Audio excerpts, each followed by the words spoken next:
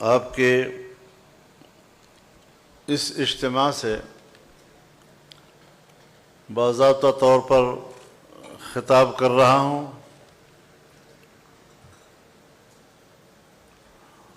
تاکہ جب ہم کوئی بات کریں، ہم کوئی موقف اپنائیں تو قانون و آئین کے لحاظ سے پوری جماعت کو اور مجھے بھی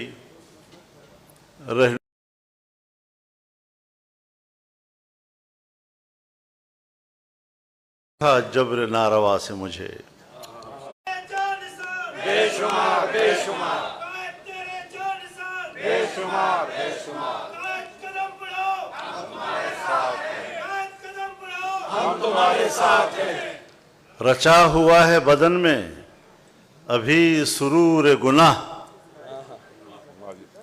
رچا ہوا ہے بدن میں ابھی سرور گناہ، ابھی تو خوف نہیں آئے گا سزا سے مجھے۔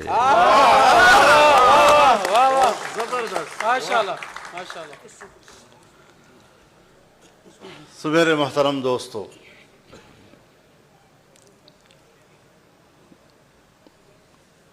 جو میں نے کہنا تھا اور اس اجتماع سے میں سمجھ رہا تھا کہ میں کچھ کہوں گا اور میں اپنی گفتگو کے لیے آپ کی تائید حاصل کروں گا، لیکن کچھ معاملہ الٹا ہو گیا ہے کہ اب مجھے جو آپ نے کہا ہے اس کی تائید کرنی پڑ رہی ہے۔ سبحان اللہ سبحان اللہ سبحان اللہ سبحان اللہ۔ ہم اس ملک میں سیاست کر رہے ہیں، 60 سال سے زیادہ کا عرصہ ہو گیا کہ ملک کے اندر ایک فعال سیاست ہم کر رہے ہیں۔ ہم نے انتہا پسندی کی سیاست کبھی نہیں کی۔ ہم نے اگر حق حکمرانی مانگا ہے تو آئین و قانون کی روح سے عوام کی تائید کے ساتھ مانگا ہے۔ آج ہماری سیاست کو، ہماری پارلیمنٹ کو، ہمارے آئین کو اور ہمارے قانون کو یرغمال بنا دیا گیا ہے، اور ہمارے حکمران جو دعویٰ اس بات کا کرتے ہیں کہ یہ جمہوریت ہے اور ہم پارلیمنٹ میں ہیں اور یہ جمہوری حکومت ہے، لیکن آپ سب تجزیہ نگار ہیں، آپ میری اس بات کی تائید کریں گے کہ انہی حکمرانوں نے، انہی جمہوریت کے نام نہاد علم برداروں نے اپنے رویوں کے ساتھ، اپنی خوشامد کے ساتھ، اقتدار کی بھیک کے ساتھ عوام کو کمزور کیا، پارلیمنٹ کو کمزور کیا، آئین کو کمزور کیا، جمہوریت کو کمزور کیا اور اسٹیبلشمنٹ کو مضبوط بنا دیا ہے۔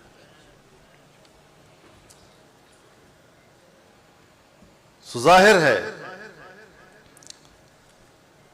کہ ہم اگر حق کا مطالبہ کرتے ہیں تو اپنے حق کا مطالبہ یہ بھیک نہیں ہے، یہ کوئی خوشامد نہیں ہے۔ ٹھکرا دو اگر دے کوئی ذلت سے سمندر، عزت سے جو مل جائے وہ قطرہ ہی وہ بہت۔ سبحان اللہ سبحان اللہ۔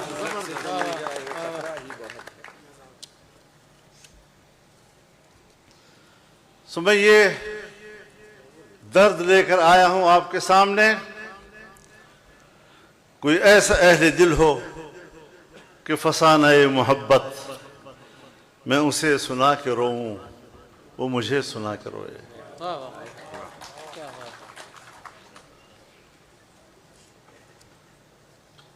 ہم نے ایک لمبی جد و جہد کی ہے اور جب پی ڈی ایم کا اجلاس ہوا کرتا تھا تو میں ان اکابرین کے سامنے ضرور یہ سوال رکھتا تھا کہ کم از کم میری زندگی میں ہم جنرل ضیاء الحق کے مارشل لاء سے لے کر مسلسل آمریتوں کے خلاف جنگ لڑ رہے ہیں، ذرا اس بات کا تجزیہ تو کریں کہ اس پوری جدوجہد میں جمہوریت طاقتور بنی یا آمرانہ قوت طاقتور بنی ہے؟ اور اگر یہ ایک مسلمہ حقیقت ہے کہ جمہوریت کمزور ہوئی ہے تو پھر ذرا ہمیں غور کرنا چاہیے کہ اس میں سیاستدانوں کا کتنا کردار ہے، ہماری کوتاہیوں کا اس میں کتنا کردار ہے، اس کے اصل ذمہ دار کون ہیں؟ ہر شخص کہتا ہے میں سب سے زیادہ طاقتور ہوں، ہر شخص کہتا ہے میں سب سے زیادہ دولت مند ہو جاؤں، لیکن کبھی دنیا خواہشات کے تابع رہی ہے؟ اللہ تعالیٰ نے بھی انسان کو خواہشات سے بھرا ہے، اور تمام بشری، انسانی، حیوانی، بہیمی خواہشات سے انسان کو بھر دیا ہے، لیکن اس کے باوجود اللہ نے اپنا قانون اتارا ہے اور ہمیں ہدایت کی ہے کہ آپ نے قانون کی پیروی کرنی ہے، اپنے خواہشات کی پیروی نہیں کرنی، اور یہی ضابطہ اور یہی اصول انسانی معاشرے میں اعتدال پیدا کرتا ہے۔ ہم پہلے بھی انتہا پسند نہیں تھے، ہم آج بھی نہیں ہیں۔ انتہا پسند بنانا، شدت پسند بنانا، دہشت گرد بنانا، یہ امریکہ اور مغرب کی خواہش ہے، اور ہماری ریاستیں ان کی اس خواہش کو پورا کرنے میں دلچسپی رکھتی ہیں۔ اس لیے اگر کوئی مذہب کا نام لیتا ہے تو مذہب کے نام لیوا لوگوں کو اشتعال دو، مذہب کے نام لیوا لوگوں کو اشتعال دے کر اسے اسلحے کی طرف راغب کرو، اسے اسلحہ اٹھانے پہ مجبور کرو، اسے پہاڑ پہ چڑھنے پہ مجبور کرو، اسے مورچے میں بیٹھنے پہ مجبور کرو، تاکہ ہم مذہب کا ایک تصویر دنیا کے سامنے پیش کر سکے کہ یہ اسلام ہے، یہ مذہب اسلام ہے، اور یہ اسلام یہ لوگوں کو لڑنا سکھاتا ہے، مارنا سکھاتا ہے، قتل و غارت گری سکھاتا ہے۔ یہ تاثر دنیا کو دینا کہ وہ اسلام سے متنفر ہو جائیں، اور پھر ان ملکوں کی ریاستی قوت کو اس بات پر آمادہ کرنا کہ وہ اپنے ملک کے ان شہریوں کے خلاف طاقت کا استعمال کر کے مذہب کا نیست و نابود کر دے۔ جمعیت علماء اسلام نے یہ فیصلہ کیا کہ نہیں، مذہب ہمارا امن کی بات کرتا ہے، میرا مذہب امن کی بات کرتا ہے، انسانی حقوق کی بات کرتا ہے، جان، مال اور عزت و آبرو اور اس سے وابستہ حقوق کی بات کرتا ہے، اور دنیا بھر میں جو قوانین بنتے ہیں وہ اسی انسانی حقوق کے تحفظ کے لیے بنتے ہیں۔ اور اگر قانون غالب ہے، اگر قانون مؤثر ہے، تو پھر کوئی کسی کا حق نہیں مار سکتا،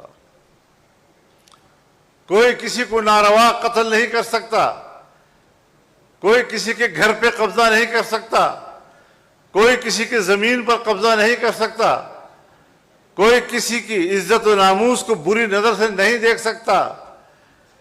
ایک محفوظ معاشرہ جس کے حقوق محفوظ ہو، جن کی عزت محفوظ ہو، ہم نے پاکستان میں یہی روش اختیار کی۔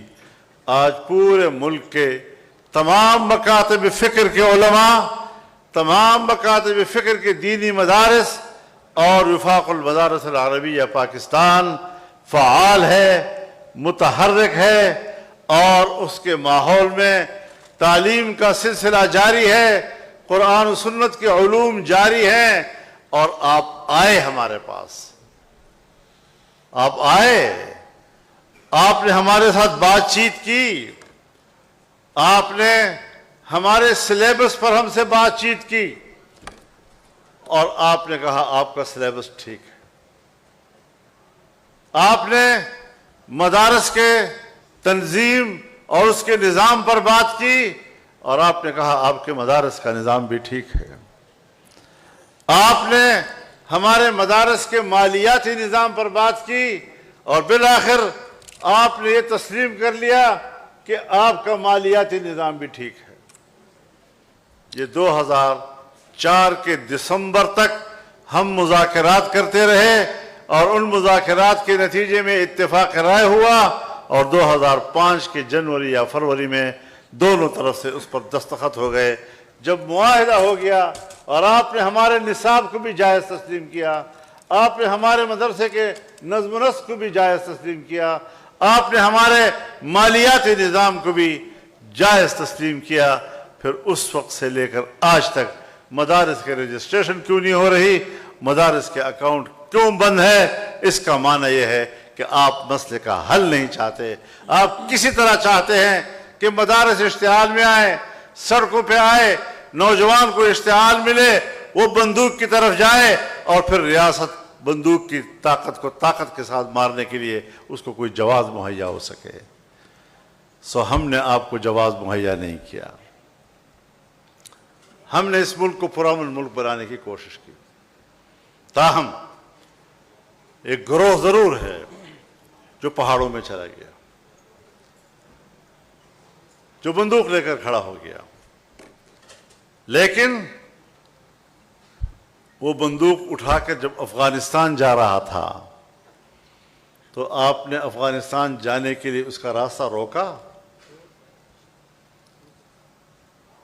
آپ امریکہ کے اتحادی بھی بنے، آپ نے ہوائی اڈے بھی دیے، فضائیں بھی ان کو دی، یہاں سے جہاز بھی اڑتے ہیں، ان فضاؤں سے گزر کر وہاں پر بمباری بھی کرتے ہیں، اور دوسری طرف اس جنگ میں شریک ہونے کے لیے پاکستانی مجاہد بھی جا رہا ہے، اور تم بھی اس کو تھپکی دے رہے ہو کہ آپ مجاہد ہیں۔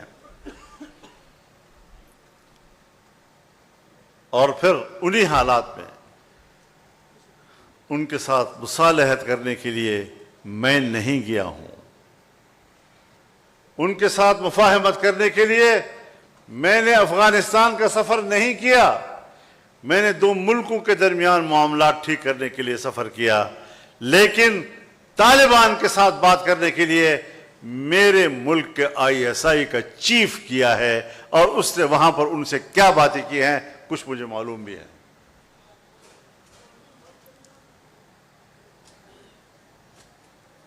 سو اگر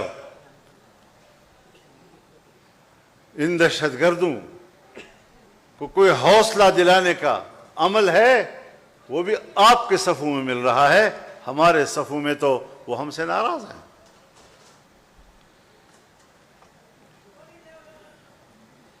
آپ اپنے شہداء کی بات کرتے ہیں،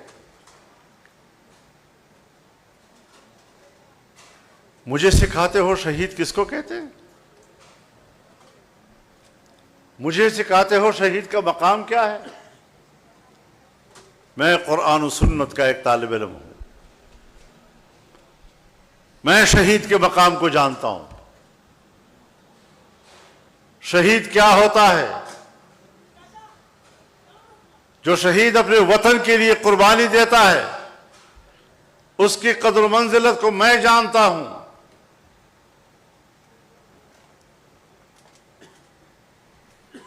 آپ مجھے اس کی قدر و منزلت نہ سمجھائیں، میں تمہیں جانتا ہوں کہ تمہارے نظر میں اپنے شہید کی کیا قدر و قیمت ہے۔ کیا بتا سکتے ہو آج تک قوم کو تم نے بتایا کہ کارگل میں آپ کے کتنے جوان شہید ہوئے اور آپ نے وہاں سے کتنے شہداء کے جنازے وصول کیے؟ ذرا بتاؤ تو صحیح۔ تم نے اپنے شہداؤں کو ہندوؤں کے سپرد کیا اور وہاں سے ایک بیان آیا کہ ہم نے اسلامی طریقے سے ان کو دفن کر دیا۔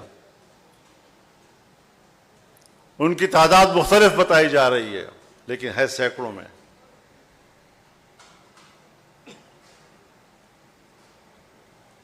تم اپنے شہداء کے جنازے وصول کرنے کے لیے تیار نہیں ہو۔ تم نے اپنے جنازے ہندوؤں کے حوالے کیے۔ کرنل شیر خان اگر ہمیں ملا، ہندوستان کے اصرار کے بعد ہم نے ان کا جنازہ وصول کیا ہے۔ اپنے شہداء کی توہین، ان کی تذلیل، ان کی تحقیر جو تم لوگوں نے کی ہے، آپ اب اپنے جرائم کو چھپانے کے لیے شہداء کے اوٹ میں چھپنے کی کوشش کرتے ہو۔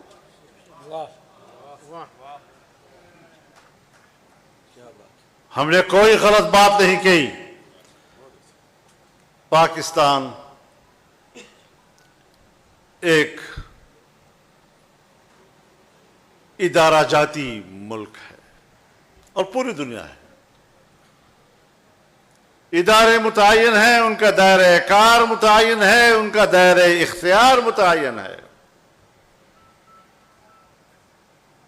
اگر میں نے آپ کو ان کی ذمہ داریوں کی طرف متوجہ کیا ہے، اگر میں نے آپ کو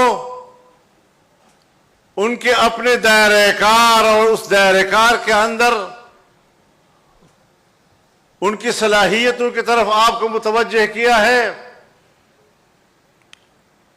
تو میں اب بھی کہتا ہوں کہ پالیسی ساز لوگوں، سپاہی نے تو آپ کا حکم ماننا ہے، پالیسی ساز تو آپ بڑے ہیں۔ میں آپ کی پالیسیوں سے اختلاف کر رہا ہوں، بڑے ادب و احترام کے ساتھ اختلاف کر رہا ہوں، لیکن آپ میرے بیان کی از خود تشریح کر کے جو میری کردار کشی کرنا چاہتے ہیں اور سمجھتے ہیں کہ فضل الرحمان جھک جائے گا، سرنڈر کر جائے گا، یاد رکھو مجھے اپنے ماں باپ نے سرنڈر ہونے کے لیے نہیں جنا ہے۔ نعرہ تکبیر! نعرہ تکبیر!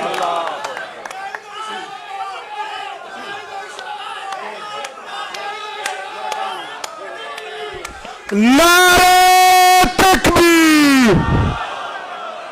قائد اشارہ کوا، قائد اشارہ کوا، آئین کا پاسبان، مظلوموں کا ترجمان، وکلا کا ترجمان۔ اور میں نے آپ کو اپنی ذمہ داریوں تک محدود رہنے کی بات کی ہے، اور یہ میں نے پہلی مرتبہ نہیں کی ہے، یہ تو پارلیمنٹ میں اور عام جلسوں میں میں نے بار بار کی ہے۔ قصور والی بات قصوروار ٹھہری۔ اور آپ کو عجیب بات بتاؤں، وکلاء حضرات ذرا اس پر بھی غور کریں کہ 48 گھنٹے کے بعد ان کو پتہ چلا کہ میں نے یہ بات کہی ہے۔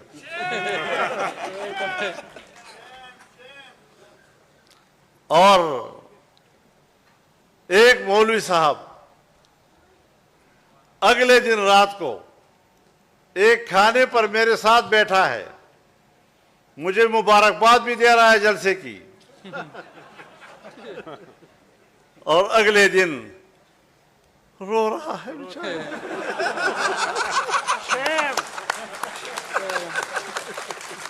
48 گھنٹے کے بعد اس کو پتہ چلا۔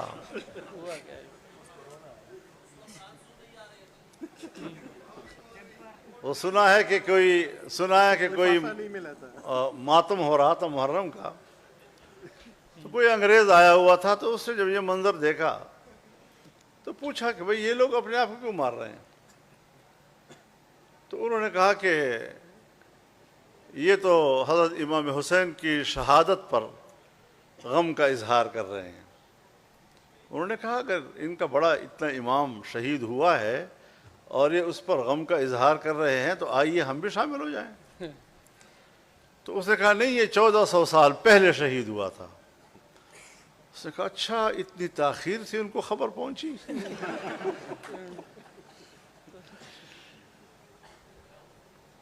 تو یہ ہوتی ہے بدنیتی،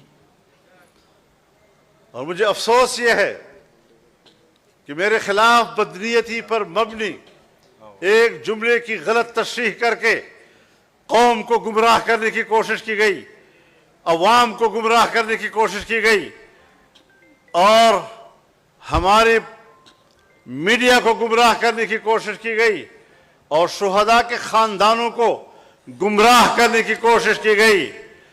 میں ان کو بتانا چاہتا ہوں کہ صرف ہم ہیں، الحمدللہ صرف ہم ہیں جنہوں نے ایک سے زیادہ مرتبہ جلسے میں یہ بات کہی ہے کہ اگر میری فوج پر خدا سخت وقت نہ لائے، میرے ملک پر خدا برا وقت نہ لائے، ورنہ جب میری فوج اپنے ملک کی دفاع کرے گی تو ان میرے فقیروں کو اپنے ساتھ مورچے میں شانہ بشانہ دے گی۔ انشاءاللہ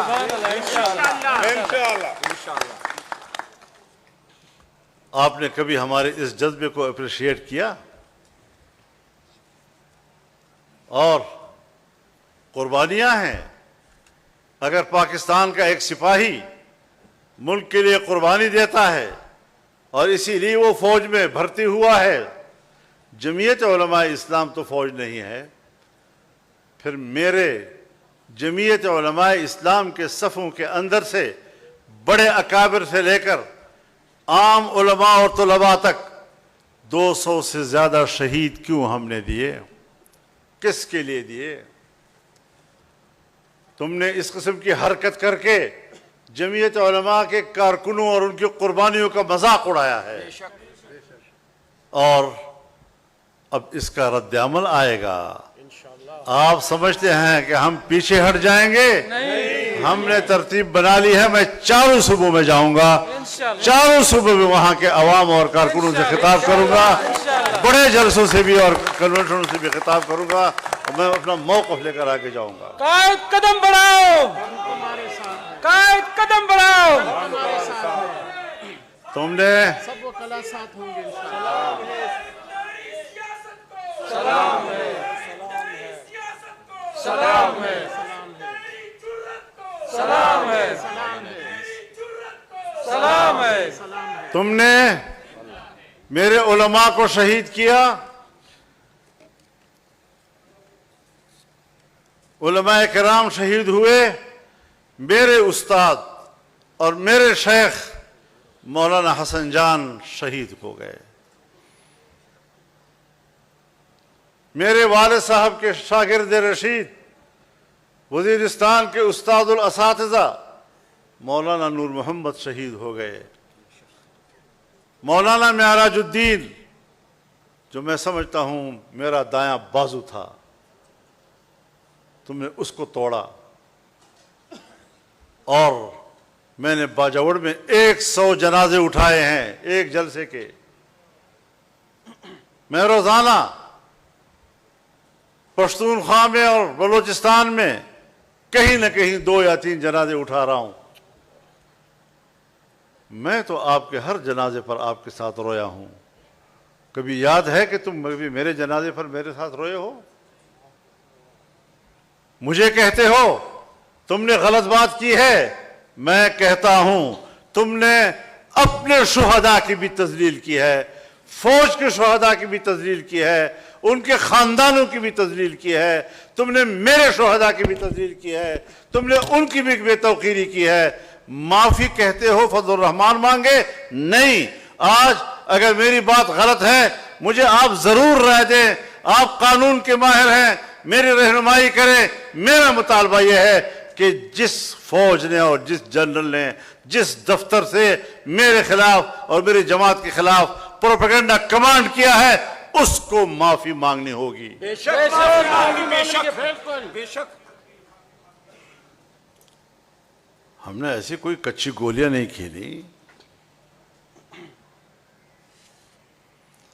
بھروسہ تم نے توڑا تھا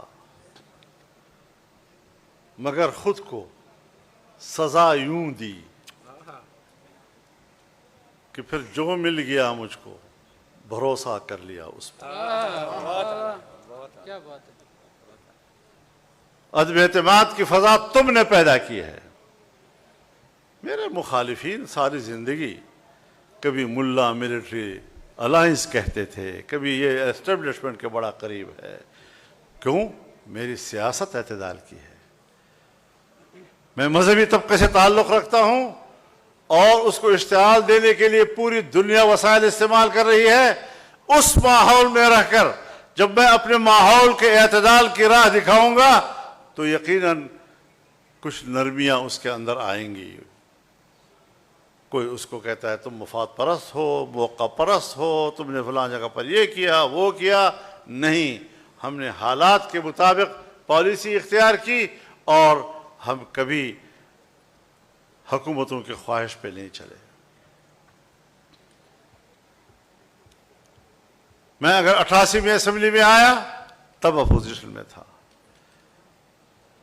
مجھے 90 میں ہرایا، 93 میں آیا، میں پھر اپوزیشن میں تھا. میں 97 میں اسمبلی میں آیا، میں پھر اپوزیشن میں تھا. تم نے میرے خلاف اس وقت بھی گندے پروپیگنڈے کیے، غلیظ ترین پروپیگنڈے کیے. کبھی کہا ڈیزل پرمٹ خریدے ہیں. بھئی ڈیزل پرمٹ اگر میں نے لیا ہے تو دستاویز ہوگا نا. پرمٹ کے معنی دستاویز. 2003-04 میں آپ نے میرے خلاف یہ پروپیگنڈا کیا. آج 2026 ہے، کہیں کوئی اس کا ریکارڈ کا کوئی پرزہ تمہیں آج تک مل رہا ہے؟ پلازے لے لیے ہیں، فیکٹریاں بنا لی ہیں، دبئی میں ہوٹل بنا لیے ہیں، 80,000 کی لسی پی لی ہے. 2 دن میں ہوٹل میں ٹھہرا ہوں، 80,000 کی لسی پی لی ہوئی. شرم بھی نہیں آتی اس قسم کی گفتگو کرتے ہوئے. اور پھر ایک وقت آیا جب اسٹیبلشمنٹ کے ایک اہم شخصیت نے مجھے پیغام بھیجا کہ میں ملنا چاہتا ہوں. میں نے انکار کر دیا. نوابزادہ نصر اللہ خان مرحوم بیچ میں آئے اور مجھے کہا کہ جی آپ کو بات کر لینی چاہیے. میں نے اپنی جماعت سے مشورہ کیا. انہوں نے بھی مجھے کہا کہ ہاں ہمیں مل لینا چاہیے تاکہ پتہ تو چلے کہ ہم کس غار سے ڈسے جا رہے ہیں. ان ملاقاتوں میں جب میں نے اپنی شکایت ان کے سامنے رکھی اور میں نے ان کو چیلنج کیا کہ اللہ تمہیں دیکھ رہا ہے، اللہ تمہیں سن رہا ہے، میں بھی بیٹھا ہوں، تم بھی بیٹھے ہو. اگر میرے ہاتھ کے یا میرے ماحول کے اندر کوئی ایسے غلط کام ہوا ہو، کوئی ایسے غلط مفادات میں نے حاصل کی ہوں تو اللہ کے لیے کم از کم مجھے واضح طور پر بتا دو کہ فضل الرحمان آپ کے اندر یہ نقص ہے. اس اعلیٰ ترین افسر نے سر جھکایا، پھر سر اٹھایا، پھر کہا مولانا کوئی ایسی بات نہیں ہے، قطعاً کوئی ایسی بات نہیں ہے. تو میں نے کہا پھر میری کردار کشی کیوں کی تم نے؟ کیوں غلط باتیں کی میرے بارے تم نے؟ جواب سنیے حضرا وکلاء حضرات. میں کنسرن کوارٹرز کو ہدایات دے دوں گا، انشاءاللہ آئندہ ایسا نہیں ہوگا. This was the response of that very important personality. میں کنسرن کوارٹرز کو ہدایات دے دوں گا، آئندہ ایسا نہیں ہوگا. تو میں نے کہا جی آپ نے تو کہہ دیا کہ ہم نے جو بولا جھوٹ بولا، غلط بولا، اور آئندہ میں ہدایات دے دوں گا، ایسا نہیں ہوگا. لیکن میرا دعویٰ تو اپنی جگہ برقرار ہے کہ تم نے الیکشن میں دھاندلی کرائی ہے. اور حکمران جو بھی بنے گا دھاندلی سے بنے گا. سو آج میرا سوال یہ ہے کہ دھاندلیوں سے بنی ہوئی حکومت ہمیں قبول نہیں ہے. تم کس بات میں لوگوں کو الجھا رہے ہو؟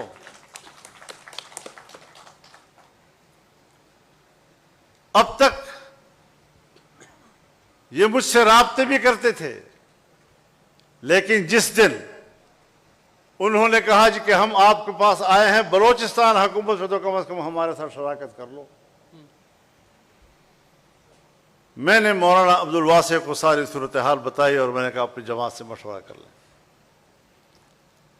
انہوں نے جماعت سے مشورہ کیا اور جماعت نے کہا نہیں، ہم کبھی اس حکومت میں شامل نہیں ہوں گے.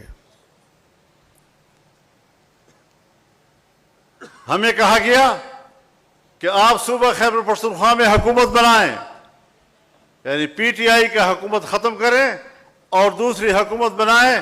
میں نے کہا بنتی نہیں ہے، اپوزیشن کے کل 53 اراکین ہیں، آپ ہمیں مہیا کر کے دیں گے تو ان مہیا کیے گئے ممبروں کے سہارے میں حکومت بناؤں گا، لوٹوں کے ذریعے میں حکومت بناؤں گا. میں اس گھوڑے پر سوار ہونے کے لیے تیار نہیں ہوں کہ جس کے باگیں میرے ہاتھ میں نہ ہوں.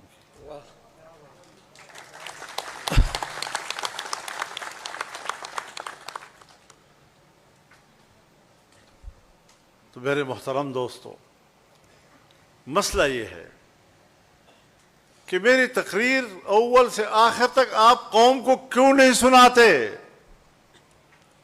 میری پارلیمنٹ کی تقریر آپ قوم کو کیوں نہیں سنا رہے؟ پارلیمنٹ ایک مشترکہ ادارہ ہوتا ہے، حکومت کا ممبر، اپوزیشن کا ممبر، یہ کلی. اب صرف ایوان کے اندر کے لوگ سن رہے ہیں. تو میں نے کہا یہ تو میں نے آپ سے کہا تھا نا کہ آپ ایک ان کیمرہ اجلاس تو بلائیں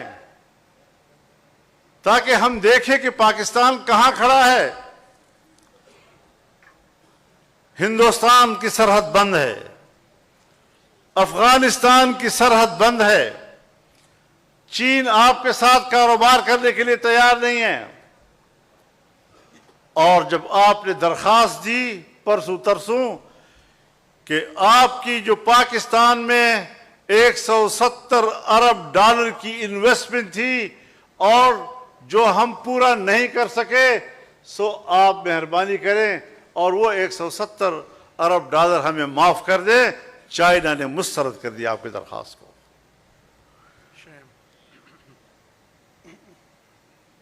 تفتان کے علاقہ سینڈک میں ابتدا سے ہی چائنا کام کر رہا ہے، آج اس نے وہاں سے بستر اٹھانے کا فیصلہ کر لیا ہے. تو یہ آپ کے چین کے ساتھ تعلق ہوا. ایران آپ پر کتنا اعتماد کرتا ہے لیکن پھر وہ برے حالات میں ہے. پاکستان کو محصور کر دیا تم نے. یہ تمہاری پالیسیاں ہیں. آپ انڈیا سے لڑے، ہم نے سب سے پہلے آپ کو سپورٹ کیا ہے. آپ نے امریکہ اور ایران کے درمیان مفاہمت کی بات کی، ہم نے سپورٹ کیا کہ ہم خطے میں امن کے عمل کو ترجیح دیں گے. لیکن ہماری رضامندی کے باوجود آپ آ رہے ہیں اور جا رہے ہیں اور آ رہے ہیں اور جا رہے ہیں اور آ رہے ہیں اور جا رہے ہیں، وہ گلہری کی طرح کہ میری آنیاں جانیاں ویک.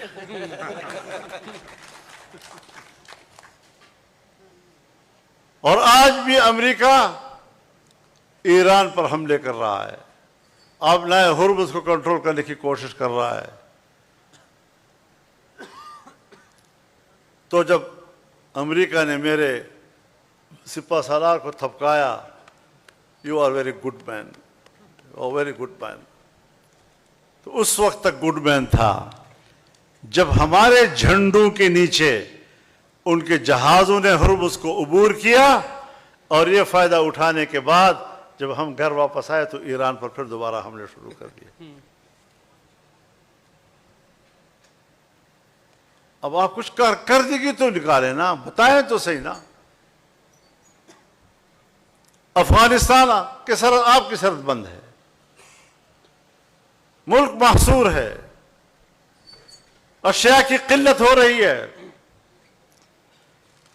اور اب آپ ناراض کس بات پر ہوئے ہیں کہ میں نے کہا کہ ہم لشکر نہیں بنائیں گے.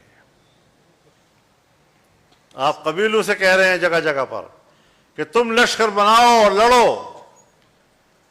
ہم نے کہا کہ نہیں, یہ عوام کی ذمہ داری نہیں ہے, اس کے لیے آپ ہیں, آپ ہی بھرتی ہوتے ہیں, پیٹ ہی باندھتے ہیں, لیکن پھر بھی پاکستان کے عوام نے آپ کو اخلاقی طور پر سپورٹ کیا ہے. آپ عوام کو جنگ میں جھونکنا چاہتے ہیں. تو پھر میں بتانا چاہتا ہوں آپ کو, مشرقی پاکستان میں تم نے عوام سے کہا کہ تم لشکر بناؤ, تو البدر بنا, الشمس بنا, اس نے پاکستانی فوج کے شانہ بشانہ لڑائی لڑی.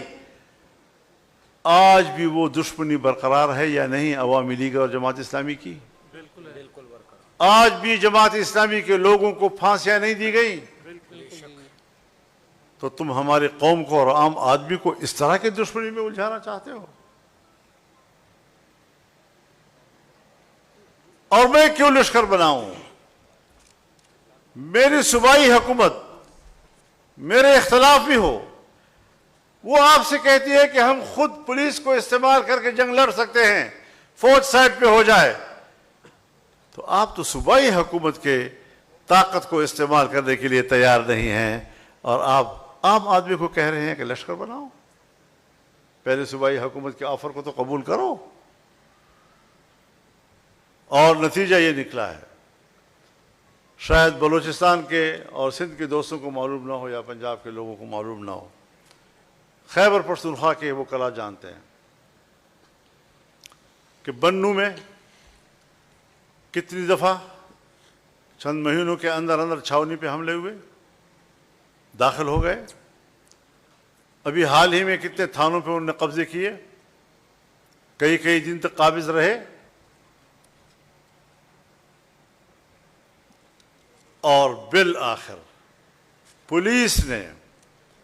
پولیس نے اعلان کر دیا کہ اب ہم آپریشن میں فوج کے ساتھ نہیں لڑیں گے, ہم خود لڑیں گے, اپنے افسروں کا حکم نہیں مانیں گے. لہذا چین آف کمانڈ ٹوٹ چکا ہے, اور میرے بنلو کا سپاہی اپنے ڈی پی او کا حکم نہیں مانتا, اپنے ڈی آئی جی کا حکم نہیں مانتا, اپنے آئی جی پی کا حکم نہیں مانتا. اس کے بعد لکی مروت وہاں کے پولیس نے باضابطہ اعلان کر دیا کہ ہم اپنی کمیٹی بنائیں گے, ہم اپنے طور پر لڑیں گے, ہم کوئی فوج کا سہارا لینے کے لیے تیار نہیں, نہ ان کے شانہ بشانہ لڑنے کو تیار ہیں, اور وہ نہ ڈی پی او کی مانتے ہیں, نہ ڈی آئی جی کی مانتے ہیں, نہ آئی جی کی مانتے ہیں. اور ابھی 4 دن ہوئے ہیں ٹانک میں پولیس ایک مسجد میں جمع ہوئی, ڈی پی او کو بھی ساتھ لائے, اور سب نے قرآن کریم پر ہاتھ رکھا کہ ہم فوج کے شانہ بشانہ نہیں لڑیں گے, اور اگر ہمارا سپاہی شہید ہوا تو کسی فوجی کو اپنے جنازے میں شریک ہونے کی اجازت بھی نہیں دیں گے. یہاں تک حالات پہنچ گئے ہیں. اب کیا رہ گیا؟ ڈیرہ اسماعیل خان رہ گیا, کرک رہ گیا, پھر کوہاٹ رہ گیا. اب اس حالت تک ملک کو کس نے پہنچایا ہے؟ یہ فضل الرحمان نے پہنچایا ہے. تمہارے اپنے فورسز تم پر اعتماد نہیں کر رہے, تمہاری پالیسی سے مایوس ہو چکے ہیں, تو کبھی اپنے گریبان میں بھی جھانکو نا. اب تم فرشتے تو نہیں ہو کہ معصوم ہو, تم غلطی نہیں کرتے, لیکن میرے مضمون کو سمجھو, میرے مضمون کو پڑھ, میرے لفافے کو نہ دیکھ. میں کیا کہنا چاہتا ہوں؟ اول سے لے کر آخر تک قوم کو میری تقریر سناؤ، اس میں توہین کی کون سی بات ہے؟ بے توقیری کی کون سی بات ہے؟ ہاں، آپ کو اپنی ذمہ داریوں کا احساس دلایا ہے، آپ کو اپنے دائرہ کار کا احساس دلایا ہے، آپ کو اپنے دائرہ اختیار کا میں نے احساس دلایا ہے کہ اپنے حدود میں رہو۔ تمہاری ساری توانائیاں پاکستان کے اوپر اپنی سیاسی گرفت مضبوط کرنے میں صرف ہو رہی ہیں، اور آج بھی جو تم نے شہداء کا مسئلہ اٹھایا ہے، تم اپنے ملک میں سیاسی تسلط اور سیاسی گرفت کو مضبوط بنانے کے لیے شہداء کے خون کو بطور ایندھن استعمال کرنے کی کوشش کر رہے ہیں۔ اپنے جرائم کو چھپانے کے لیے شہداء کے پیچھے چھپتے ہو۔ ہم آپ سے کوئی جنگ نہیں لڑ رہے، ہم آپ کی پالیسی سے اختلاف کر رہے ہیں۔ میرے دلیل کا جواب دلیل سے دیجئے۔ کہتے ہیں معافی مانگے، معافی مانگے، معافی میں نے مانگنی ہے، تو نے مانگنی ہے، غلط تو نے کیا ہے۔ ہم تو رسول اللہ صلی اللہ علیہ وسلم کے اس ارشاد پر عمل کرتے ہیں، صلی اللہ العافیہ ولا تتمنوا لقاء العدو، اللہ سے عافیت مانگا کرو، دشمن کا سامنا کرنے کی تمنا نہ کیا کرو۔ وَإِذَا لَقِيتُمْ فَاثْبُتُوا، لیکن اگر مقدر ہے اور آمنا سامنا ہو گیا پھر ڈٹ جاؤ۔ سبحان اللہ، سبحان اللہ۔ یہ اصول ہے۔ میں اپنی فوج کو تو دشمن نہیں کہہ رہا، میں اپنی فوج کو پاکستان کی فوج کہتا ہوں، اور جب میں پاکستانی ہوں تو فوج بھی پاکستانی، تو فوج میری ہو گئی۔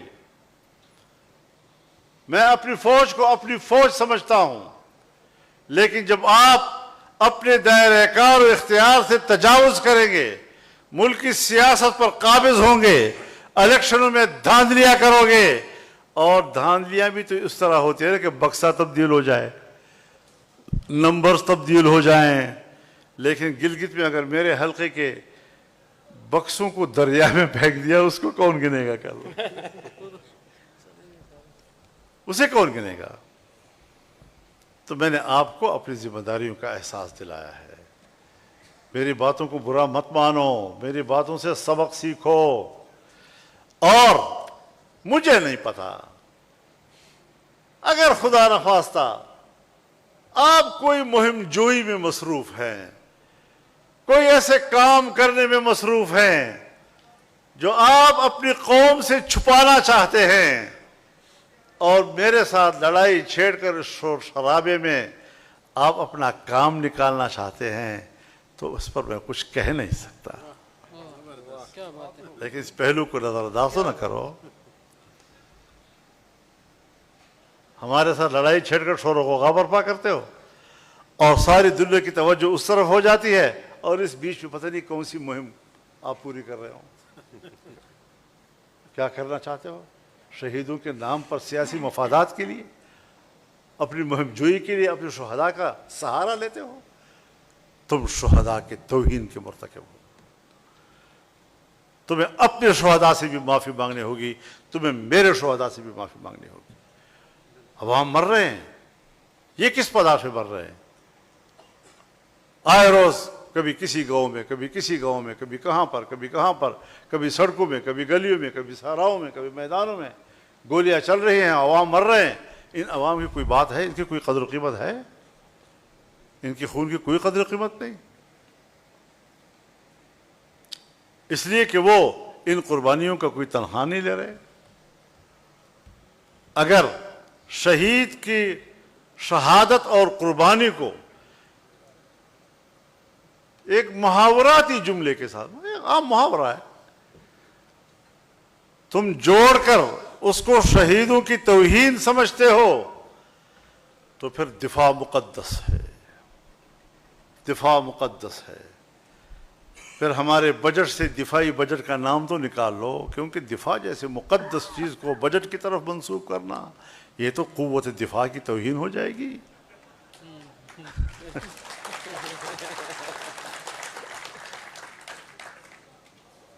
اس کا نام رکھ لو مقدس بجٹ.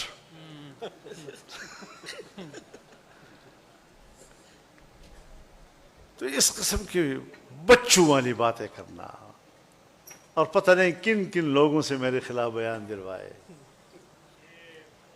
جب بولتے تھے تو لگتا تھا چہرہ بھی اس کا مصنوعی بنا ہوا ہے, زبان بھی اس کی مصنوعی ہے, ضمیر اور زبان کے درمیان مطابقت نہیں ہے, اور اس طرح کے پروپیگنڈا کر کے آپ ایک سنجیدہ سیاست کو ملک میں ذلیل کر رہے ہیں.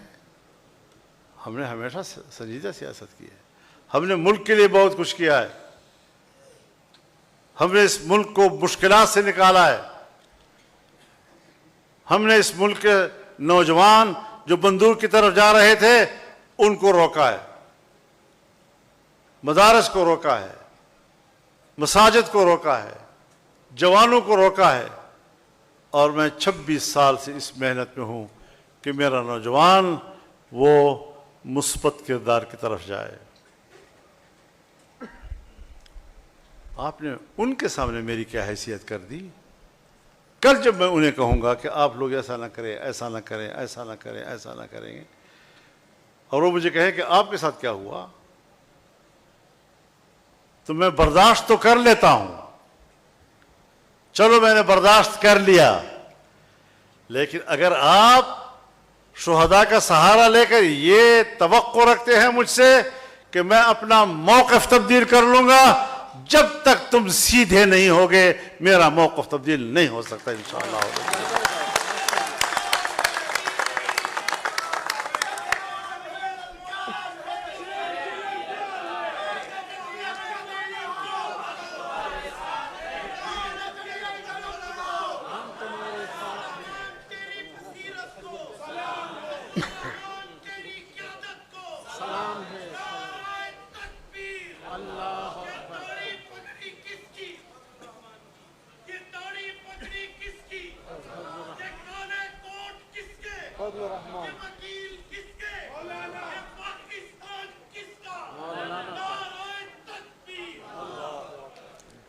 کسی کو اپنے عمل کا حساب کیا دیتے؟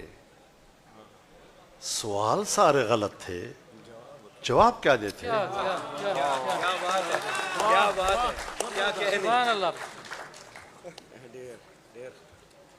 ما خلق دغه ډېر نه دي.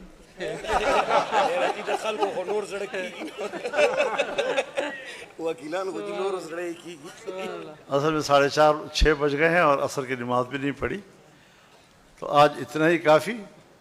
اور انشاءاللہ العزیز 15 اکتوبر کو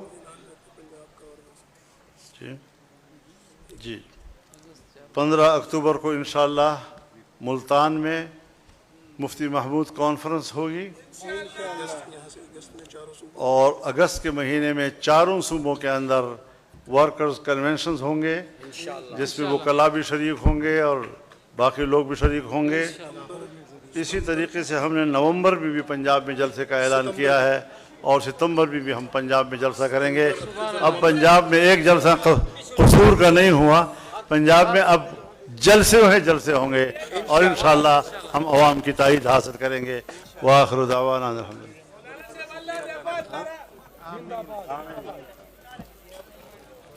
تو ایک اور بات میں آپ سے کہ تھوڑا سا ذرا بیٹھ جائیں, تھوڑا سا آپ کو مزہ آئے گا انشاءاللہ. میں ایک بات تھوڑی بھول رہا ہوں, ابھی یاد آ گئی.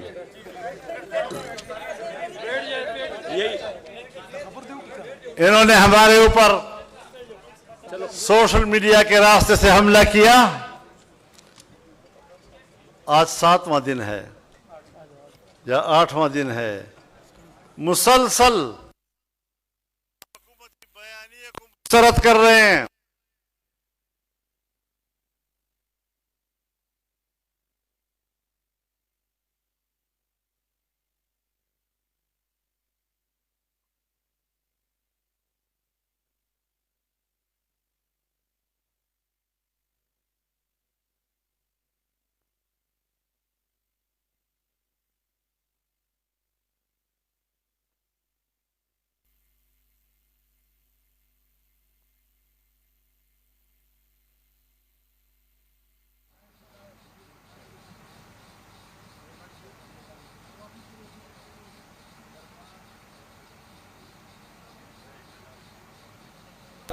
इंशाअल्लाह ऐसा कोई कमज़ोरी नहीं है कि हम बात नहीं कर सकते।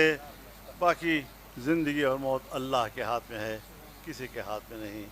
हम अपनी जद्दोजहद जारी रखेंगे और इंशाअल्लाह अज़ीज़ ये मैदान अब या वो ठंडा कर दें या फिर गर्म रहेगा।